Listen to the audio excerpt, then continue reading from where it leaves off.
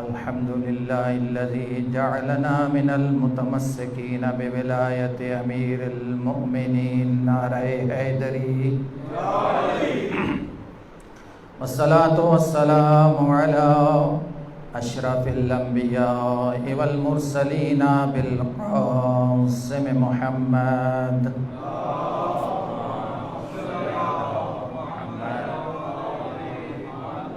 وعلى أهل بيته الطيبين الطاهرين المعصومين الذين أذهب عنهم الرجس وطهرهم تطهيرا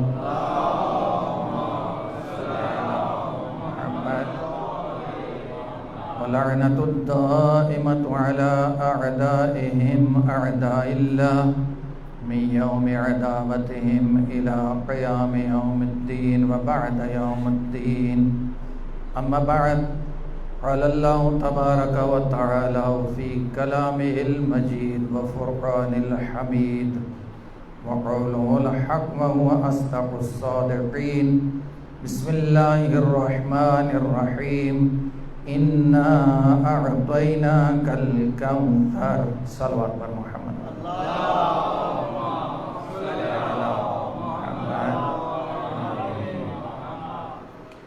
دعائے خالق اکبر سے کہ بانیان کا یہ فرش عذاب بچھانا، آپ مومنین کا تشریف لانا، پڑھنے والوں کا پڑھنا، سننے والوں کا سننا، اپنی بارگاہ میں عبادت شمار فرمائے، ہمیں حق کہنے، حق سننے، حق سمجھنے اور حق کا ساتھ دینے کی توفیق عطا فرمائے۔ وارث فرش ازا یوسف زہرا منجی عالم بشریت حضرت امام مہدی عجل اللہ تعالی فرج الشریف کے زور پر نور میں تعجیل فرمائے۔ خدا میں وہ دن دیکھنا نصیب فرمائے کہ ظہور امام مہدی کے طفیل بقی آباد ہوں۔ خدا میں وہ دن دیکھنا نصیب فرمائے جس دن لشکر امام مہدی دشمنان زہرا سے انتقام لے گا۔ خدا مومنین کا یہاں پہ چل کے آنا، بیٹھنا، سننا اور مومنین کے دلوں میں جو حاجات لے کر وہ فرش عزا پہ آئے ہیں سب کو اپنی بارگاہ میں قبول فرمائے۔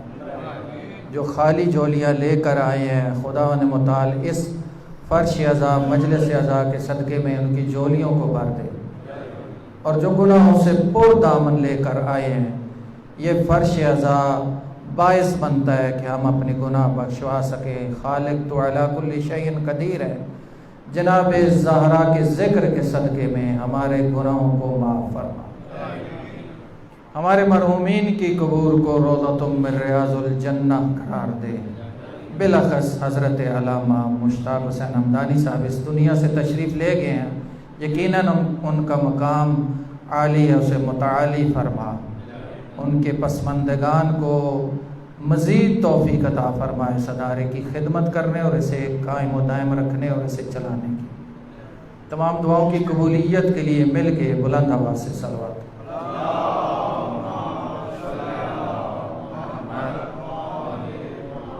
نعرہ تکبیر،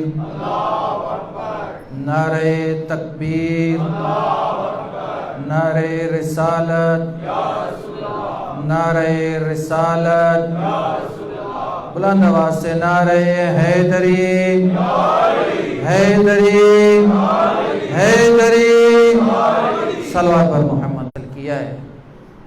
قرآن کی متن کے اعتبار سے سب سے چھوٹی سورہ کی پہلی آیا ہے،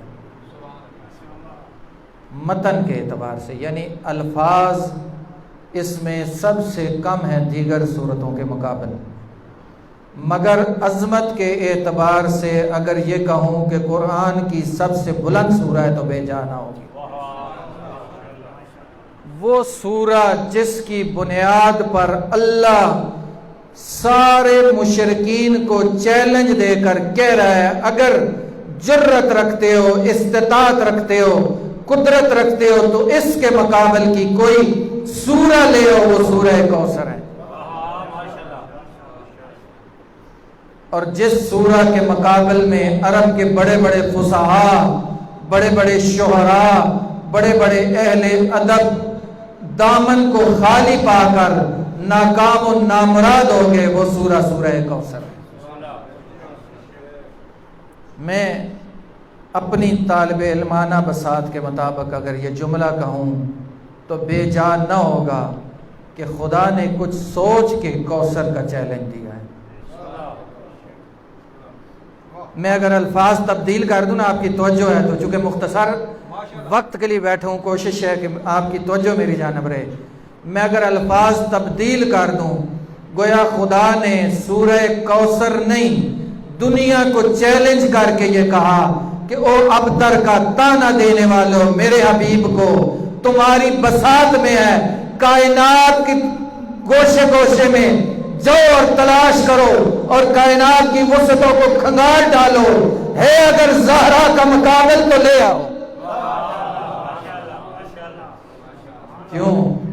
مفسرین وہ جن کے دل میں بغض زہرا نہیں ہے، ان کی تفسیریں اٹھا کر دیکھ لو، کوثر کی تفسیر خیر کثیر یعنی زہرا ہے۔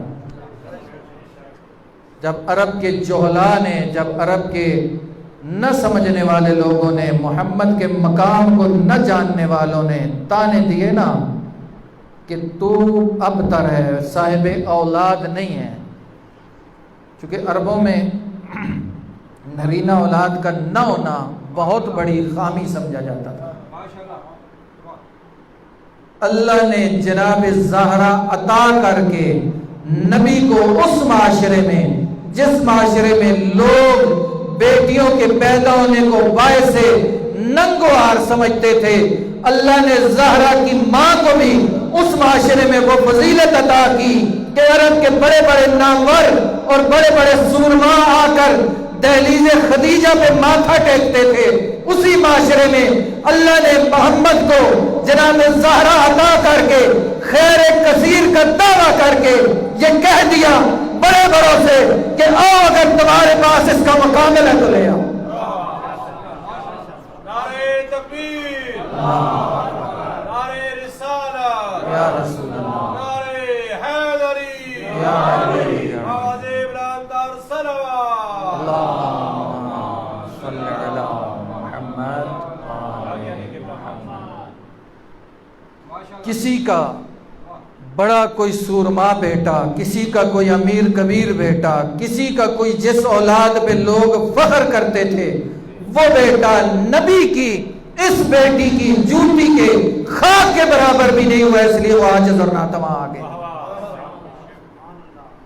اور میں یہاں ایک نقطے کی طرف اور بھی وضاحت کرتا چلوں، اگر نبی کی اس سے پہلے کوئی بیٹیاں ہوتی تو زہرا باعث نہ بنتی ابتر نہ ہونے کا۔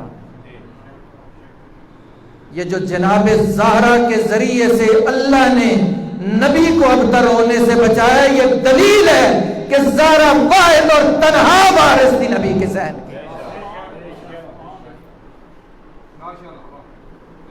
یہ اور بات ہے کہ لوگ کئی لوگوں کا مقام بڑھانے کے لیے اور اہل بیت کا مقام گھٹانے کے لیے پتہ نہیں انہوں نے کون کون سی اسرائیلیات بھرتی کر دی ہیں اسلام عزیز کی تاریخ کے اندر۔ اگر نبی کی کوئی اور بیٹی ہوتی تو آج اس بیٹی کی اولاد بھی دنیا میں خیر کثیر ہونے کی دعویدار ہوتی۔ اس عالم کے اندر اگر کوئی جعلی سید بھی آپ کو ملے گا نا، صرف منسوب کرے گا اپنے آپ کو، تو منسوب نسل زہرا سے ہی کرتا ہوا ملے گا، کسی اور بیٹی سے منسوب کرتا ہوا نہیں نظر آئے گا۔ پریشان ہو رہے ہیں تو مل کے صلوات کی تلاوت کریں۔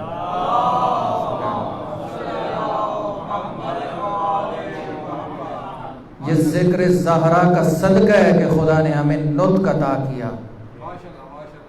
وہ زبان ہی کہلانے کے قابل نہیں جو زبان مدحت زہرا میں نہ بولے، اور وہ سماعت کہلانے کے قابل نہیں جو مدحت زہرا کو سماعت نہ کر سکے، اور وہ دل انسان کا دل کہلانے کے قابل نہیں جو فضائل اہل بیت پہ خوش نہ ہو اور مسائل اہل بیت پہ رنجیدہ نہ ہو۔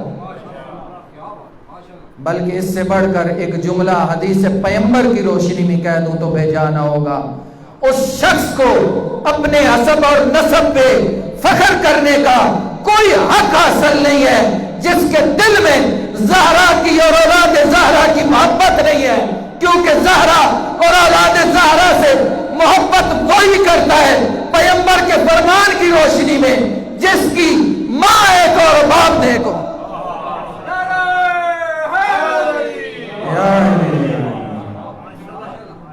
جس کے دل میں بغض زہرا اور اولاد زہرا ہوتا ہے وہ کہتا پھرے میں فلاں نسل سے ہوں، میرا حسب نسب فلاں ہے، میں فلاں کا فلاں لگتا ہوں، نہیں حق نہیں ہوگا، حق تو یہی ہے کہ اسے نہیں معلوم کہ وہ کس کی نسل سے ہے، کیونکہ نبی نے ارشاد فرمایا تھا یا علی تم سے محبت نہیں کرے گا مگر وہ جو طاہر الولادہ ہوگا، اور تم سے بغض نہیں رکھے گا وہ جو خبیث الولادہ ہوگا، جس کی ماں نیک نہیں ہوگی، جس کا باپ ایک نہیں ہوگا۔ پتہ نہیں کہاں بیٹھے ہیں۔ اللہ نے جناب زہرا کی والدہ کو بھی وہ فضیلت عطا فرمائی تھی جو عرب کے اس معاشرے میں کسی خاتون تو کیا کسی مرد کو حاصل نہیں تھی۔ لوگ بڑے بڑے آتے تھے درے خدیجہ پہ خیرات لینے، اور اللہ نے وہ فضیلت جناب زہرا کو عطا کی ہے۔ کائنات میں جناب حوا سے لے کر آخر آدم تک کسی کو اللہ نے وہ فضیلت عطا نہیں کی۔ یہ جو نبی نے کہا تھا سیدۃ النساء العالمین اور خاتون جنت، ذرا دل پہ ہاتھ رکھ کے کہو نبی نے اقربا پروری سے کہا تھا؟ جس کو جو فضیلت حاصل ہے، کوئی ام المومنین ہو، زوجہ نبی ہو، اس کی جوتی میرے سر کا تاج ہے، کوئی اصحاب پیغمبر میں سے ہو، مخلص صحابی ہو نبی کا، اس کی جوتی کی خاک میری آنکھ کا سرما، لیکن ایمان سے بتاؤ صحابی کو صحابی ہونے کا شرف حاصل اس لیے ہے نبی کا کفش بردار تھا۔ جو نبی کے جوتے سیدھے کرنے والا ہو وہ صحابی ہوتا ہے، اس کی جوتی کی خاک میری آنکھ کا سرما ہے۔ جو نبی کے حرم میں داخل ہو ام المومنین ہوتی ہے، قرآن اسے مومنوں کی ماں کہتا ہے، میرے سر کا تاج ہے، لیکن مجھے ایمان سے بتاؤ اگر وہ نبی کے حرم میں نہ آتی تو کیا اس کے لیے یہ فضیلت ہوتی؟ اگر وہ صحابی کلمہ پڑھ کر رسول کا سچا اور سچا جانثار نہ ہوتا، نبی کے ساتھ نسبت نہ ہوتی، کیا اس کو یہ فضیلت ملتی؟ ذرا ایمان سے مجھے بتاؤ زہرا کو جو فضیلت ملی ہے جنت کی خواتین کی سردار ہونے کی، کیا صرف نبی نے اپنی محبت میں دی ہے؟ نہیں سمجھے آپ؟ توجہ نہیں ہے آپ کی؟ صرف نبی کی محبت کار فرما ہوتی تو یہ یہاں پہ لفظ صادق آتا، نعوذ باللہ نعوذ باللہ میری زبان چل جائے، میں ایسا سوچ نہیں سکتا کہ نبی نے اقربا پروری کی ہے، بیٹی کی محبت میں بیٹی کو عہدے سے نواز دیا ہے۔ نہیں، جو نبی کے بارے میں ایسا سوچے اس کی اس سوچ پر، اس سوچ کے استاد پر بھی لعنت ہے۔ توجہ نہیں آپ کی؟ اس رسول کے بارے میں اللہ یہ ارشاد فرمایا ہے وَمَا يَنْتِقُ الْهَوَىٰ إِنْ هُوَ إِلَّا وَحْيٌ يُوحَىٰ، میرا رسول تو نطق نہیں کرتا، بولتا نہیں ہے، کلام نہیں کرتا جب تک وحی الہی کا نزول نہ ہو جائے۔ گویا نبی کا یہ کہنا کہ فاطمہ جنت کی اعلی عورتوں کی سردار ہے، یہ اللہ کی وحی کا نتیجہ ہے۔ یہ منصب قرابت کی وجہ سے نہیں ہے، یہ منصب اللہ کی طرف سے دیا ہوا ہے۔ مجھے یہ بتاؤ اس دنیا کی زندگی آخرت کی زندگی کے مقابل میں کتنی ہے؟ کتنا تقابل کر سکتے ہو؟ 1% ہے آخرت کی زندگی کا؟ نہیں، جو یہ کہے کہ 1% ہے وہ حق نہیں کہہ رہا۔ کوئی تقابل نہیں ہے۔ قرآن نے کئی تشبیہات دی ہیں دنیا کی زندگی کو، کبھی لو لاب کہا ہے، کبھی قلیل کہا ہے۔ کوئی تقابل نہیں ہے اس زندگی کا اس زندگی کے ساتھ۔ اور یہ کہہ سکتے ہیں آپ، یہ بھی شاید کما حق ہو اس کا احاطہ نہ کرتی ہو، کہ جیسے آپ ایک ضخیم کتاب کھولیں جو کئی جلدوں پر مشتمل ہوتی ہے، بہت بڑی کتاب کھولیں اور اس کے شروع میں 1 یا 2 صفحے کتاب کا دیباچہ لکھے ہوئے ہوتے ہیں جس میں تحریر ہوتا ہے کہ اس کتاب میں فلاں فلاں مضامین پہ بحث ہوگی، فلاں فلاں مضامین آئیں گے، اور اس کے بعد ایک لامحدود سلسلہ شروع ہو جاتا ہے اس مضامین پر بحث کا۔ وہ جو 1-2 صفحوں کا دیباچہ ہوتا ہے وہ اس دنیا کی زندگی ہے، اور وہ جو لامحدود کتاب ہے وہ اس آخرت کی زندگی ہے۔ ہاں، یہ خالق نے سہولت دی ہے کہ دنیا کی زندگی گزار کر اس کتاب کا جو آخرت میں حالات تمہیں درپیش آنے ہیں دیباچہ لکھنے کا اختیار بھی تمہیں دیا اس نے۔ یہاں اس دنیا میں رہ کر اپنے عمل و قول کے ذریعے سے تم لکھو گے وہاں ہمیں کیا حالات درپیش آئیں گے۔ اپنے ایمان کے اور کردار کی بنیاد پر تم طے کرو گے کہ میں نے آگے جا کر جنت میں جانا ہے یا جہنم میں جانا ہے۔ جو دنیا میں یزید جیسوں کا ساتھی ہے، جس کا کردار دنیا میں یزید اور یزید جیسوں کی حمایت کرتا ہوا نظر آتا ہے، اس کی زبان اگر علی کا ساتھ ہونے کا دعویٰ کرے بھی تو اس کا کمر، اس کا کردار، اس کا عمل چیخ چیخ کر یہ گواہی دے رہا ہے کہ وہ آخرت میں یزید کا ساتھی ہوگا۔ اور جس کا کردار دنیا میں علی اور حسین کا ساتھ دینے کا دعویٰ کر رہا ہے، اس کا یہی کردار باعث بنے گا کہ وہ آخرت میں بھی علی اور حسین کی سنگت اور معیت میں ہوگا۔ پریشان ہو رہے تو مل کے سلوات پڑھیں۔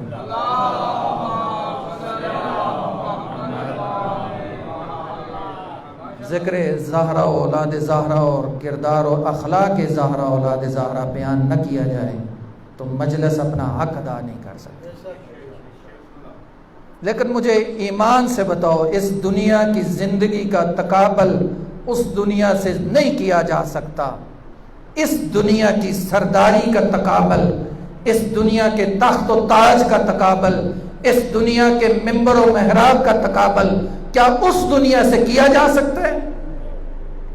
اس دنیا میں کوئی خاتون معزز ہوگی تو ہوگی، کوئی خاتون مقدس ہوگی تو ہوگی، کوئی خاتون عزت مآب ہوگی تو ہوگی، کسی کا کیا مقام و مرتبہ ہے یہ اپنی جگہ، مگر یہ قول رسول مجھے یہ بتا رہا ہے کہ جنت میں جانے کی حقدار فقط وہ خاتون ہوگی جو کنیز زہرا ہوگی۔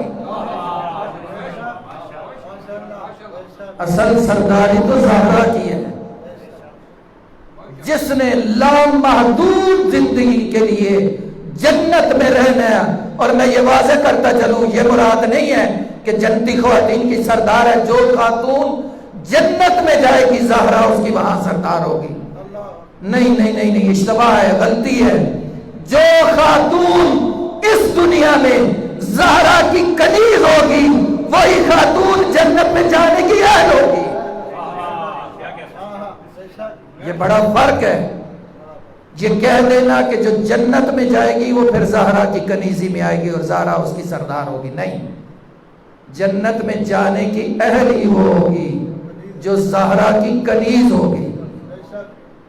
کسی کو تم جتنا بڑا سمجھتے ہو سمجھتے رہو، زہرا کی جوتی کو جو چومنا اپنے لیے فخر سمجھے وہی خاتون ہمارے لیے جنتی ہے۔ اور یہی معیار میرے رسول نے امام حسن اور امام حسین کے لیے بھی دیا تھا۔ یہ نہیں کہا کہ یہ جنت میں سید و سردار ہوں گے، فی الجنہ نہیں کہا، اہل الجنہ کہا ہے۔ وہ لوگ جو اپنے آپ کو دنیا میں جتنا بڑا سمجھتے ہیں، جنت میں جانے کی خواہش رکھتے ہیں، تو اپنے آپ کو آمادہ کر لیں، اہل جنت وہی ہوگا جو حسنین کی جوتی کا نوکر ہوگا، اور ان کا ابو ان سے خیر ہے، بہتر ہے۔ یعنی جو علی کے مقابل آنے کا سوچے بھی، وہ تو حسنین کا بھی باپ ہے، جو علی کے آنے کا مقابل سوچے بھی وہ یہ ذہن سے نکال دے کہ میں کسی انداز سے بھی جنت کا اہل بن سکتا ہوں۔ پتہ نہیں لوگوں نے معیار کہاں سے لیے، کہاں سے بنائے، عقیدتیں کہاں سے لے کر آئے۔ وہ جو کسی دربار سے نکلی ہوئی اشرفیاں اور سونے کے سکے تھے، اس نے آ کے پھر اسلام کے اندر عقیدتوں کے معیار ہی تبدیل کر دیے۔ جنہیں اللہ نے اپنے قرب کا ذریعہ، وسیلہ اور سبب بنایا تھا، ان کا دامن چھوڑ کے پھر لوگ ان کی طرف چل پڑے جنہوں نے سکوں اور اشرفیوں کے ذریعے سے لوگوں کو دین دیا۔ اور جب ان درباری اور سرکاری ملاؤں کے ذریعے سے دین آتا ہے نا، تو پھر وہ دین نہیں ہوتا، وہ ایسے ہی ہے جیسے یہودیوں نے عیسیٰ پہ نازل ہوئی توریت کے اندر سے نئی نئی خرافات نکال لی، پھر وہ ایسے ہی ہے جیسے عیسائیوں نے انجیل کو اپنی مرضی کے مطابق کر لیا۔ قرآن کی حفاظت کا ذمہ چونکہ اللہ نے لیا ہوا تھا، قرآن کا متن تبدیل نہیں کر پائے، حرف و لفظ تبدیل نہیں کر پائے، زیر و زبر تبدیل نہیں کر پائے۔ میں یہ بالکل واضح الفاظ سے اس ممبر سے کہہ رہا ہوں، وہ شیعہ نہیں ہے جس کا عقیدہ ہے قرآن میں تعریف کا۔ خدا کہہ رہا ہے نحنو نزلنا الذکر ونحن لہ لحافظون، ہم ہی ہیں اس کو نازل کرنے والے اور ہم ہی ہیں اس کے محافظ۔ اللہ جس کی حفاظت کا ذمہ اٹھا لے اس کو کوئی نقصان نہیں پہنچا سکتا۔ قرآن میں ہم کسی تعریف کے قائل نہیں ہیں، مگر عربی متن میں ترجمہ ہر کسی نے اپنی مرضی کا کیا ہے، تفسیر ہر کسی نے اپنی مرضی کی ہے، اور تفسیروں کی باعث تاریخ اور حدیث کی کتابیں اٹھا کے دیکھیں ذرا، کھنگالیں کیوں نہیں پڑھتے لوگ اپنے مکتب کو؟ تفسیروں کی بنیاد کئی درباروں کے سکے تھے۔ ایک تفسیر لے کر گئے تھے مولا امیر دربار کے اندر، اور مولا امیر سے بہتر تفسیر کون کر سکتا ہے قرآن کی، جس کے بارے میں کائنات کا رسول یہ ارشاد فرماتا ہوا نظر آئے کہ قرآن علی کے ساتھ ہے اور علی قرآن کے ساتھ ہے۔ اس سے بہتر قرآن کو کون سمجھتا ہے اور کون تفسیر کر سکتا ہے؟ وہ تفسیر قرآن جو خود علی قرآن ہے لے کر گئے تھے دربار میں، اور لوگوں نے کہا تھا ہمیں آپ کی تفسیر کی ضرورت نہیں ہے۔ یہ درباری دین تھے، یہ سرکاری دین تھے جو علی کی تفسیر کے مقابلہ ہے۔ اور میں یہاں یہ جملہ بھی کہنا اپنا فرض سمجھتا ہوں کہ میرے دل میں یعنی یقین ہے نا اس حدیث رسول پہ، القرآن مع علی و علی مع القرآن، مل کے وہ بلند آواز سے صلوات پڑھیں۔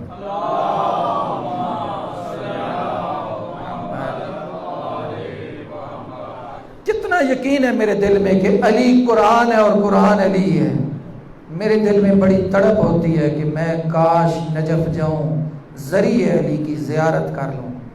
جس جس کے دل میں یہ خواہش ہے مل کے بلند آواز سے صلوات پڑھیں۔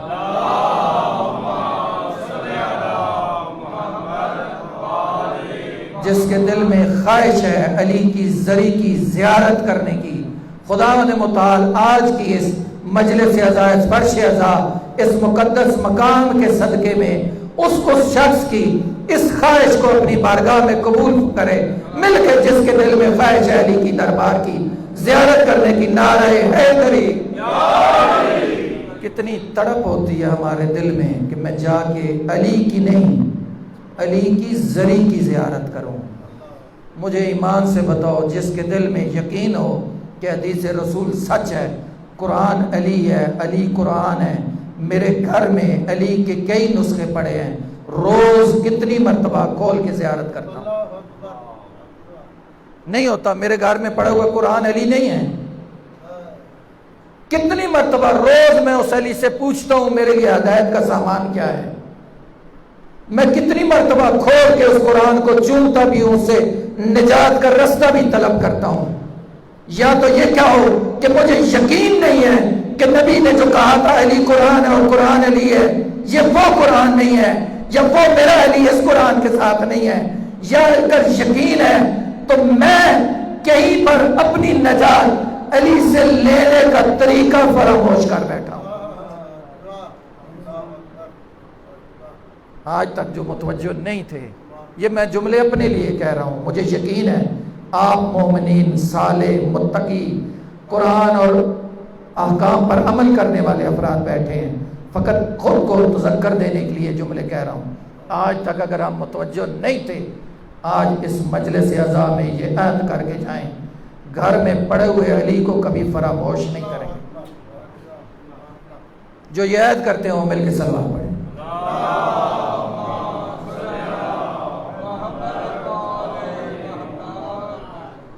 کیونکہ نبی نے اس دنیا سے جاتے ہوئے دو ہی چیزوں کے دامن ہمارے ہاتھ میں دیا تھا، اور یہ دعویٰ کیا تھا، یہ گارنٹی دی تھی، عمل تم کرو گے تمہاری نجات کا ضامن میں ہوں۔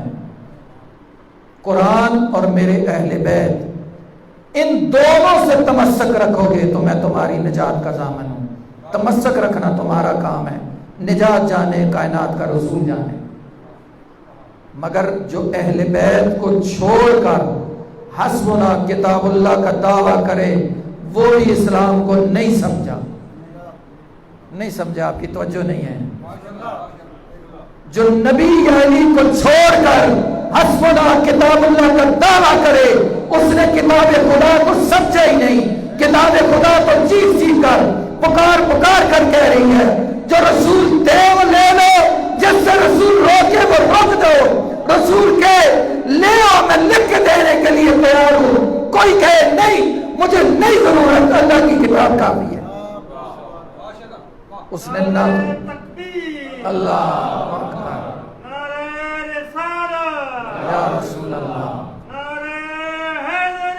یا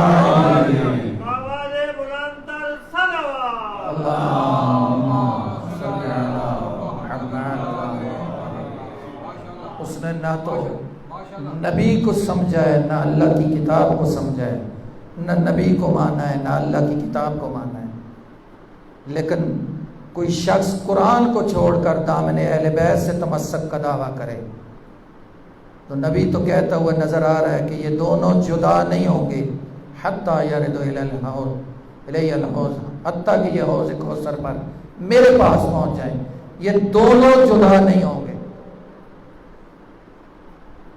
تو پھر اس کا مطلب ہے کہ جو جدا کر رہا ہے وہ قول رسول کا منکر ہے،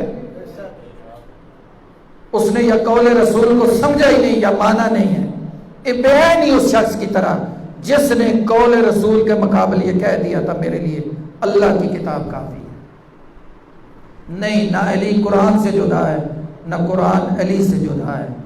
یہی جدا کرنے کا سبب، وسیلہ، یہ باعث بنا کہ جناب زہرا جس کی ذکر کے لیے آج یہاں ہم جمع بیٹھے ہوئے ہیں، اس دنیا میں وہ واحد مظلومہ ہمیں نظر آتی ہیں جو فقط 18 سال اس ظاہری دنیا میں زندگی گزار کر اس عالم سے جاتی ہیں کہ کہتی ہوئی نظر آتی ہیں بابا تیرے جانے کے بعد تیری زہرا پر وہ مصائب آئے، سفید دنوں پر آتے تو سیاہ راتوں میں تبدیل ہو جاتے۔ بابا تیرے زہرا پر تیرے جانے کے بعد وہ مصائب آئے، پہاڑوں پر پڑتے تو پہاڑ ریزہ ریزہ ہو جاتے۔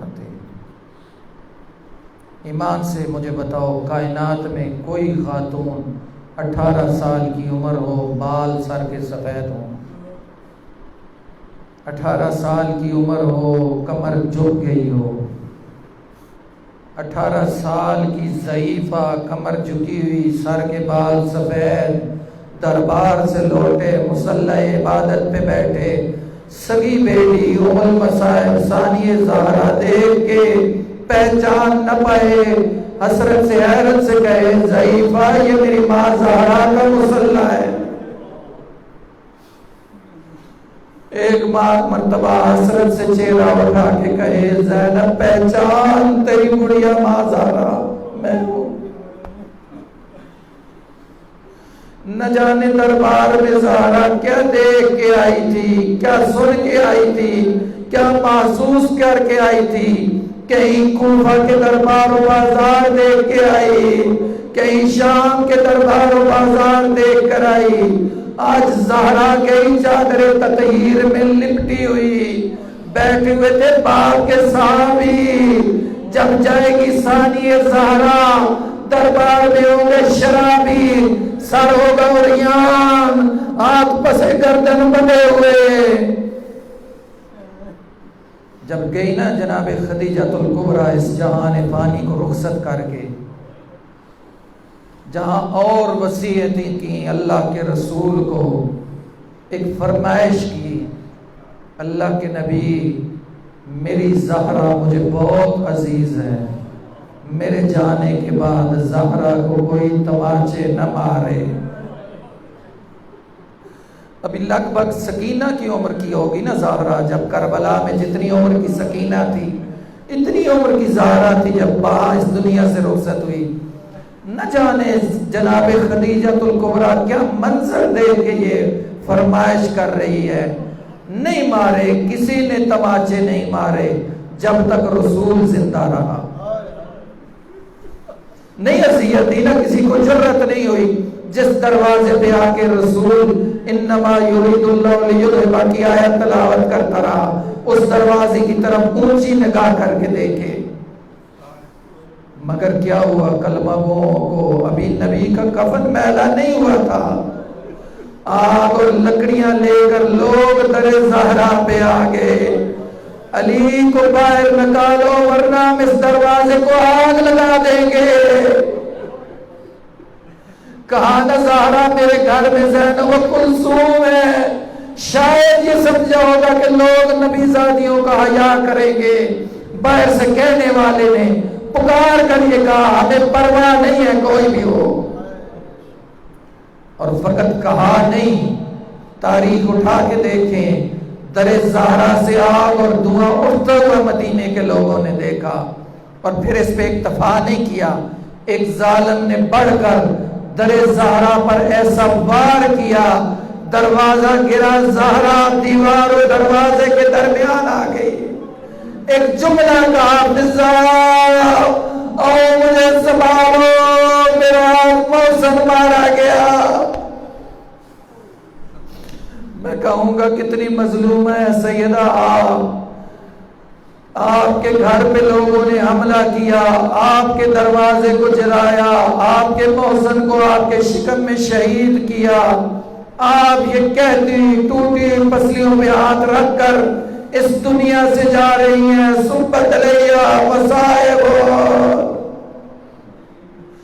مگر وہ مظلومہ بھی تاریخ نے دیکھی جو اپنے گھر میں بیٹھ کر یہ جملہ نہیں کہہ سکی، واحجابا، یہ جملہ کہا تو جا کے شام کے بازاروں میں کہا، یہ جملہ کہا تو جا کے بدماشوں کی بھیڑ میں کہا، یہ جملہ کہا تو جا کے اس دربار میں کہا جس دربار میں یزید لعین چھری سے حسین کے دانتوں کو مار رہا تھا۔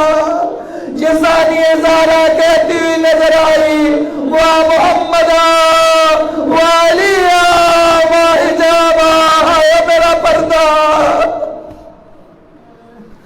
زہرا آپ اتنی بڑی مظلومہ ہے، لوگوں کا دل نہیں بھرا تھا آپ کی زندگی میں آپ پہ ظلم کر کے۔ آج بھی لوگ آپ کے مزار کو گرا کے اور شہید کر کے آپ سے آپ کو نبی کی تنہا بیٹی ہونے کا بدلہ لے رہے ہیں۔ لوگ آج بھی زہرا کے دروازے کو جلا کر ان کا جی نہیں بھرا، 1400 سال گزرنے کے بعد بھی زہرا کے مزار پر بلڈوزر چلا کر لوگ یزید کے طرفدار ہونے کا، زہرا کے دشمن ہونے کا اعلان کر رہے ہیں۔ بی بی آپ یہ کہنے میں بالکل حق بجانب تھی، مجھ پر جو مصائب پڑے وہ دنوں پر پڑتے تو سیاہ راتوں میں تبدیل ہو جاتے۔ اِنَّ لِلَّهِ وَإِنَّا إِلَيْهِ رَاجِعُونَ۔